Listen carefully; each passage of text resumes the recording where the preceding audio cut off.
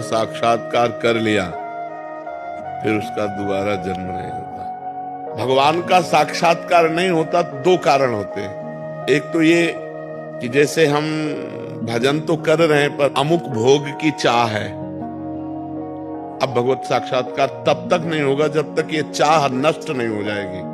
अगर कोई और चाह है वो भगवत प्राप्ति नहीं होने देगी।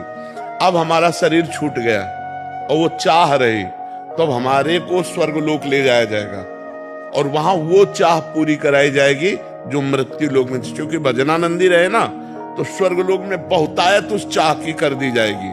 और उसके भोगने के बाद चूंकि सब मायामय है तो एक दिन तो अरुचि होगी ही। जैसे खीर प्रिय है लेकिन कटोरी दो कटोरी तो आपको अरुचि हो जाएगी ना बराबर। तो जब उसको भोगों की जो चाह थी वो अरुचि हो जाएगी तब यहाँ उसका जन्म होगा, फिर वैभव संपन्न घर में जन्म होगा और भक्ति की अनुकूलता होगी और फिर उसका वहीं से भजन चलेगा जहां से भजन रुका हुआ था और वो अपना इस जन्म में भजन पूरा कर लेगा। पहला कारण।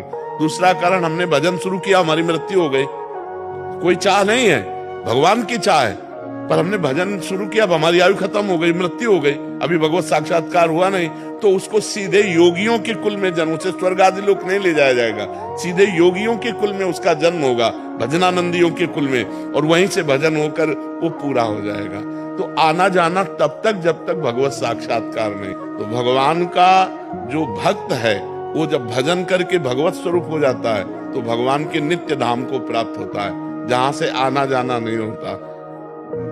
यद गत्वा न निवर्तन्ते तद धाम परमम मम, जहां जाने के बाद फिर इस मृत्यु लोक में नहीं आना होता। समझ गया?